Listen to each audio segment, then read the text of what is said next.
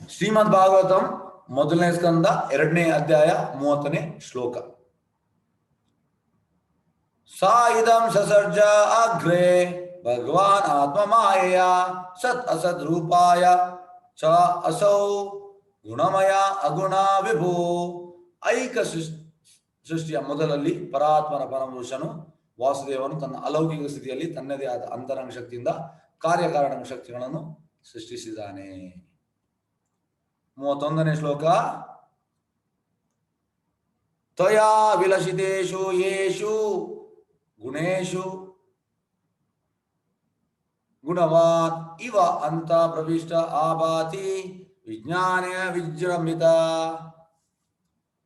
ಅನುವಾದ: ಐಕ ವಸ್ತು ಸಾರವನ್ನು ಸೃಷ್ಟಿಸಿದ ಬಳಿಕ ಭಗವಂತನು ವಾಸುದೇವನನ್ನು ವಿಸ್ತರಿಸಿಕೊಂಡು ಅದರೊಳಗೆ ಪ್ರವೇಶಿಸುತ್ತಾನೆ. ಅವನು ಐಕ ಗುಣಗಳೊಳಗೆ ಇದ್ದರೂ ಸೃಷ್ಟಿಗೊಂಡ ಜೀವಿಗಳಲ್ಲೊಬ್ಬನಂತೆ ಕಾಣಿಸಿಕೊಂಡರೂ ಸದಾ ತನ್ನ ಪರಿಪೂರ್ಣ ದಿವ್ಯ ಸ್ಥಿತಿಯಲ್ಲಿ ಜ್ಞಾನಮಯವಾಗಿರುತ್ತಾನೆ.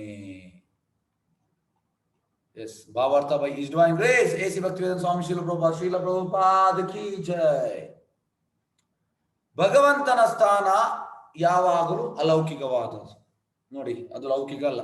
ಈಗ ನಿನ್ನೆ ನೀವು ಕೇಳಿದ ಹಾಗೆ ಅವನಿಗೆ ಈ ಯಾವುದೇ ನಿಯಮ ಇಲ್ಲ.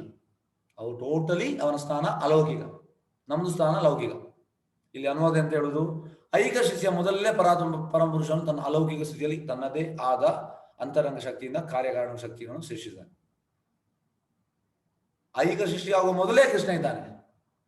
ಕೃಷ್ಣ ಗೋವಿಂದ ಆದಿ ಪುರುಷ ತಮಹಾಂ ಭಜಾಮಿ.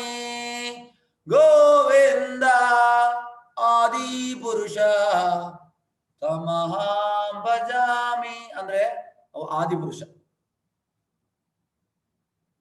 ಅನಾದಿರ್ ಆದಿರ್ ಸರ್ವ ಕಾರಣ ಕಾರಣ. ಹಾಗಾಗಿ ಅವ ಆದಿಪುರುಷ. ಐಕ ಶಿಷ್ಯ ಮೊದಲೇ ಪರಮಪುರುಷನು ತನ್ನ ಅಲೌಕಿಕ ಸ್ಥಿತಿಯಲ್ಲಿ ತನ್ನದೇ ಆದ ಅಂತರಂಗ ಶಕ್ತಿಯಿಂದ ಕಾರ್ಯಕಾರಕ ಶಕ್ತಿಗಳನ್ನು ಸೃಷ್ಟಿಸಿದ್ದಾನೆ. ಭಗವಂತನ ಸ್ಥಾನ ಯಾವಾಗಲೂ ಅಲೌಕಿಕವಾದ. ನಮ್ಮ ಸ್ಥಾನ ಲೌಕಿಕ, ಭಗವಂತನ ಅಲೌಕಿಕ, ಟೋಟಲ್ ಟ್ರಾನ್ಸೆಂಡೆಂಟಲ್, ದಿವ್ಯವಾದ. ಮತ್ತೆ ಕೃಷ್ಣ ಬರುವಾಗ ಕೂಡ ಸಚ್ಚಿದಾನಂದ ದೇಹದಲ್ಲಿ ಬರುವುದು, ಗೋಲೋಕದ ಇದನ್ನೇ ತರುವಂಥದ್ದು. ಈ ರೂಪದಲ್ಲಿ ಬರುವುದಲ್ಲ. ದಯವಿಟ್ಟು ತಿಳ್ಕೊಳ್ಳಿ. ನಾವೆಂತ ಮಾಡ್ತೇವೆ, ನಾವು ನಮ್ಮ ಇದನ್ನು ತಲೆಯಲ್ಲಿ ಯಾವುದುಂಟು ಅದನ್ನು ನಾವು ಅಲ್ಲಿ ಕೃಷ್ಣನಿಗೆ ತರುವಂಥದ್ದು.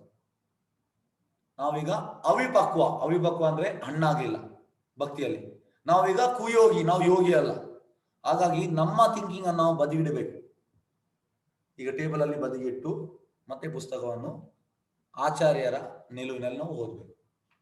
ಆಗ ನಮ್ಗೆ ಅರ್ಥ ಆಗ್ತದೆ, ಇಲ್ಲ ನಮ್ಗೆ ಅರ್ಥ ಆಗ್ಲಿಕ್ಕಿಲ್ಲ. ಏಕೆಂದರೆ ಐಕ ಲೋಕದ ಸೃಷ್ಟಿಗೆ ಅಗತ್ಯವಾದ ಕಾರಣ ಕಾರ್ಯ ಸಂಬಂಧ ಶಕ್ತಿಗಳ ಆತನೇ ಸೃಷ್ಟಿಸಿದ.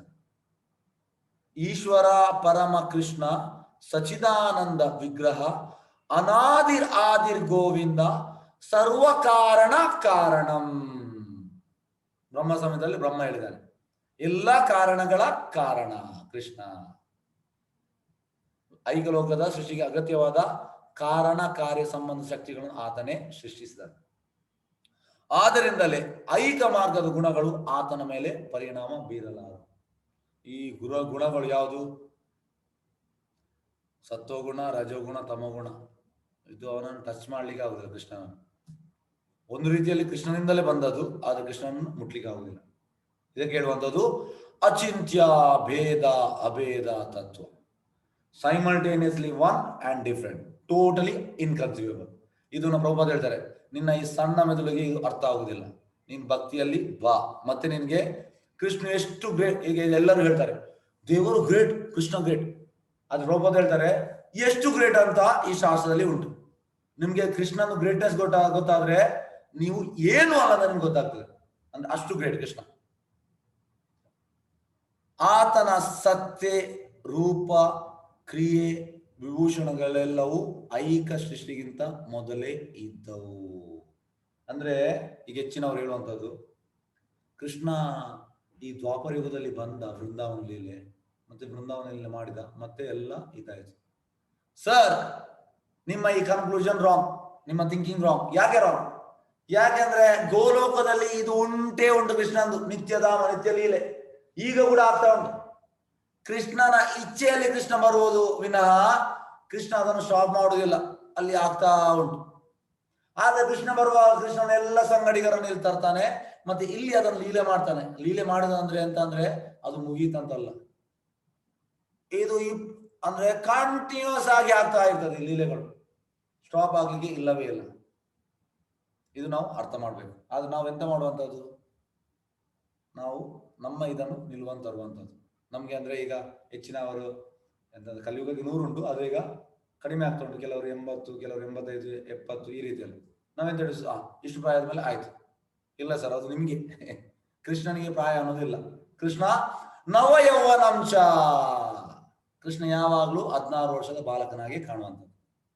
ಯಾಕಂದ್ರೆ ಕೃಷ್ಣಂದು ಸಚ್ಚಿದಾನಂದ ದೇಹ. ಅವನು ಸಂಪೂರ್ಣ ಆಧ್ಯಾತ್ಮಿಕ, ಪ್ರಭುಪಾದ ಹೇಳ್ತಾರೆ ಟೋಟಲಿ ಟ್ರಾನ್ಸೆಂಡೆಂಟಲ್. ಈಗಂದ್ರೆ ಒಂದು ಸಣ್ಣ ಇದು ಎಕ್ಸ್ಪೀರಿಯನ್ಸ್ ಎಂತಂದ್ರೆ, ಇಲ್ಲಿ ತುಂಬಾ ಭಜನಾ ಮಂಡಳಿ ಇಂಥದ್ದು ತುಂಬಾ ಸೋ ಕಾಲ್ಡ್ ಧಾರ್ಮಿಕ ಸಂಸ್ಥೆಗಳು ಉಂಟು, ತುಂಬಾ ಉಂಟು. ಒಂದು ಮಂಗಳೂರಲ್ಲಿ 1000ಕ್ಕಿಂತ ಜಾಸ್ತಿ ಉಂಟೇನ. ಅದು ಕೆಲವರೆಲ್ಲ ಬರ್ತಾರೆ, ತುಂಬಾ ಮಂದಿ ಬಂದಿದ್ದಾರೆ. ಬಂದು ಒಂದು 2 ದಿವಸ ಎಲ್ಲ ಕೇಳ್ತಾರೆ. ಅವ್ರಿಗೆ ಆಗುದಿಲ್ಲ, ಇದೆಂತ ಮಾರಿ ನಿಮ್ದು, ಇದು ಟೋಟಲ್ ನೀವು ಈ ರೀತಿ ಇರಬಾರ್ದು.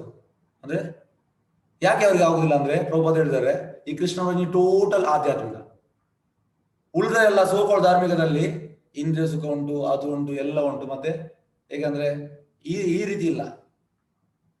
ಯಾಕೆಂದ್ರೆ ಈ ಹರೇ ಕೃಷ್ಣ ಮಹಾಮಂತ್ರ ಡೈರೆಕ್ಟ್ ನಿಮ್ಮನ್ನು ಗೋಲೋಕೆ ಕನೆಕ್ಟ್ ಮಾಡುವಂಥದ್ದು. ಹಾಗಾಗಿ ಅದು ಕಂಪ್ಲೀಟ್ ಆಧ್ಯಾತ್ಮಿಕ. ಐಕ ಜಗತ್ತಿನ ಗುಣಗಳೊಂದಿಗೆ ಯಾವ ಸಂಬಂಧವೂ ಇಲ್ಲದವನು, ಅವನು ಸಂಪೂರ್ಣ ಆಧ್ಯಾತ್ಮಿಕ. ಈ ಐಕ ಯಾವುದೇ ಸಂಬಂಧವಿಲ್ಲ. ಐಕ ಜಗತ್ತು ಗುಣಾತ್ಮಕವಾಗಿ ಭಗವಂತನ ಆಧ್ಯಾತ್ಮಿಕ ಗುಣಗಳಿಂದ ಬೇರೆಯಾಗಿದೆ. ಭಗವಂತ ಆಧ್ಯಾತ್ಮಿಕ ಗುಣಗಳಿಂದ ಅದು ಅವರಿಂದಲೇ ಬಂದದ್ದು, ಆದ್ರೆ ಅದು ಟೋಟಲಿ ಬೇರೆ. ಎಸ್, ಇದು ನೋಡಿ ನೆಕ್ಸ್ಟ್ ನಿಮಗೆ ಹೇಳಿದ ಮಾಯವಾದ ಸಿದ್ಧಾಂತದ ಪ್ರತಿಪಾದಕರಲ್ಲಿ ಪ್ರಮುಖರಾದ ಶ್ರೀಪಾದ್ ಶಂಕರಾಚಾರ್ಯರು ತಮ್ಮ ಭಗವದ್ ಭಾಷೆಯಲ್ಲಿ ಭಗವಾನ್ ಕೃಷ್ಣನ ಅಲೌಕಿಕ ಸ್ಥಾನವನ್ನು ಒಪ್ಪಿಕೊಳ್ಳುತ್ತಾರೆ. ಯಾಕಂದ್ರೆ ಶಂಕರಾಚಾರ್ಯ ಬೇರೆ ಯಾರಲ್ಲ, ಶಿವ ವೈಷ್ಣವ ನಾಮ ಯಥಾಶಮ, ಶಿವನ ಇನ್ಕಾರ್ನೇಷನ್ ಶಂಕರಾಚಾರ್ಯ. ಹಾಗೆ ಅವರು ಒಪ್ಪಿಕೊಂಡಿದ್ದಾರೆ, ಆದ್ರೆ ಅನ್ವಯಿಗಳು ಒಪ್ಪಿಕೊಳ್ಳುವುದಿಲ್ಲ. ಎಸ್, ನೆಕ್ಸ್ಟ್ ಇದಕ್ಕೆ ಹೋಗುವ ಭಾವಾರ್ಥಕ್ಕೆ.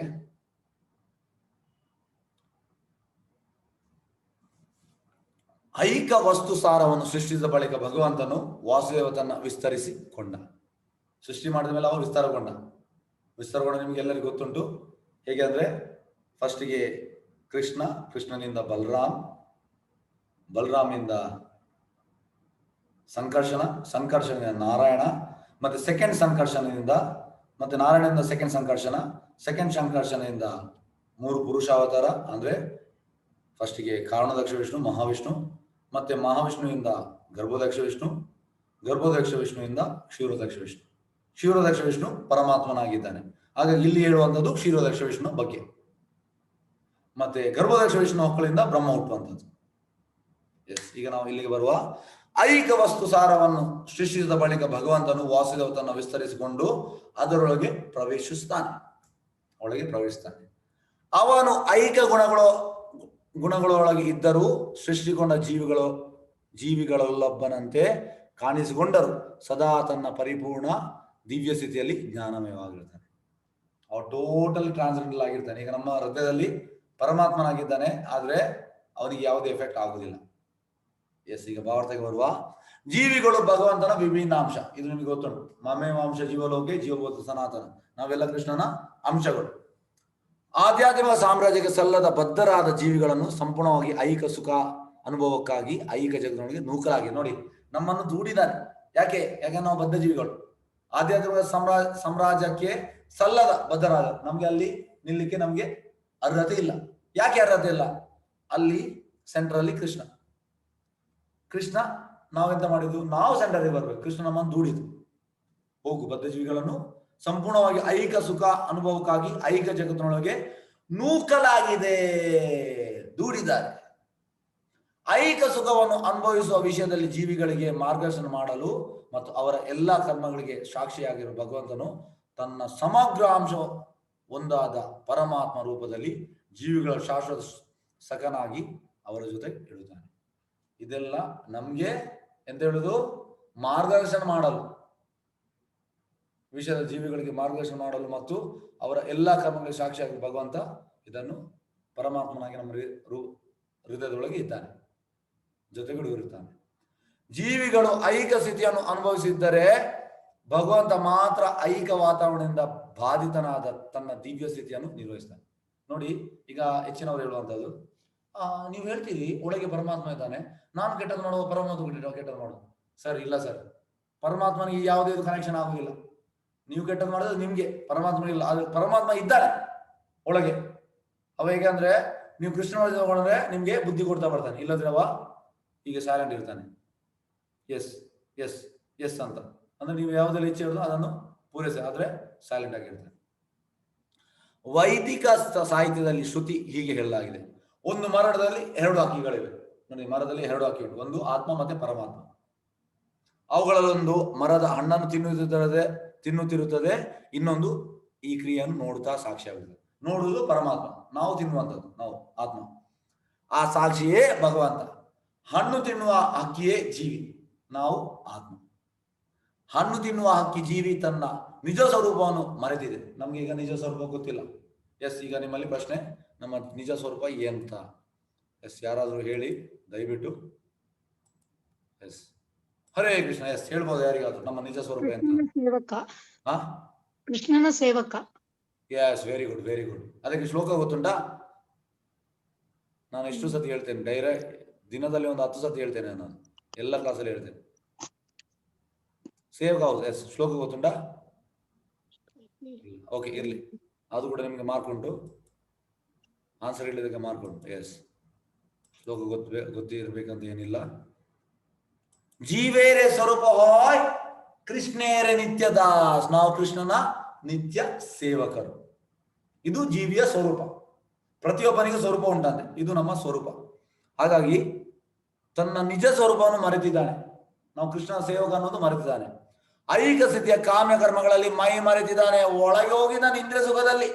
ಒಳಗೆ ಪ್ರಭುಪಾದ ಹೇಳ್ತಾರೆ, these people, material people, they are drown into the, ಅಂದ್ರೆ ಒಳಗೆ ಹೋಗಿದ್ದಾರೆ ಸೆನ್ಸ್ ಗ್ರಾಟಿಫಿಕೇಶನ್. ಅಂದ್ರೆ ಈಗ ನಾವು ಸ್ವಿಮ್ಮರ್ ಹೇಳ್ತೇವೆ, ಅವ ಡೀಪ್ ಆಗಿ ನೀರಿಗೆ ಹಾರಿದಾನೆ ಅಂತ.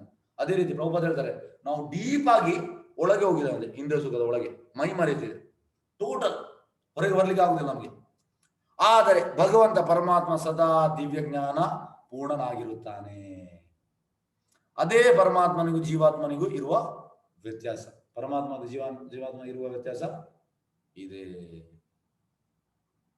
ಜೀವಾತ್ಮ ನಿಸರ್ಗ ನಿಯಮಗಳಿಂದ ನಿಯತವಾಗಿದ್ದರೆ ಪರಮಾತ್ಮ ಐಹಿಕ ಶಕ್ತಿಯನ್ನು ನಿಯಂತ್ರಿಸ್ತಾನೆ. ಅಂದ್ರೆ ಜೀವಾತ್ಮ ಈ ನಿಸರ್ಗ ಅಂದ್ರೆ ಪ್ರಕೃತಿ, ಯಾರು ದೇವಿಯ ಕಂಟ್ರೋಲ್ ಅಲ್ಲಿ ಇದ್ದಾನೆ. ಆದ್ರೆ ಪರಮಾತ್ಮ ದೇವಿಯನ್ನು ಕಂಟ್ರೋಲ್ ಮಾಡುವ, ಇದಂತ ಹೇಳಿ ಈ ಪ್ರಕೃತಿಯನ್ನು ಕಂಟ್ರೋಲ್ ಮಾಡುವ. ಹಾಗಾಗಿ ಪರಮಾತ್ಮ ಐಹಿಕ ಶಕ್ತಿಯನ್ನು ನಿಯಂತ್ರಿಸ್ತಾನೆ. ಎಸ್, ವಾಚಕಲ್ಪತರುಭ್ಯಶ್ಚ ಕೃಪಾ ಸಿಂಧುಭ್ಯೇವ ಚ ಪತಿತನಾಂ ಪಾವನೇಭ್ಯೋ ವೈಷ್ಣವೇಭ್ಯೋ ನಮೋ ನಮಃ. ಅನಂತ ಕೋಟಿ ವೈಷ್ಣವಂತ ಕಿ ಜಯ. ನಾಮಾಚಾರ್ಯ ಹರಿದಾಸ ಠಾಕೂರ್ ಜಯ.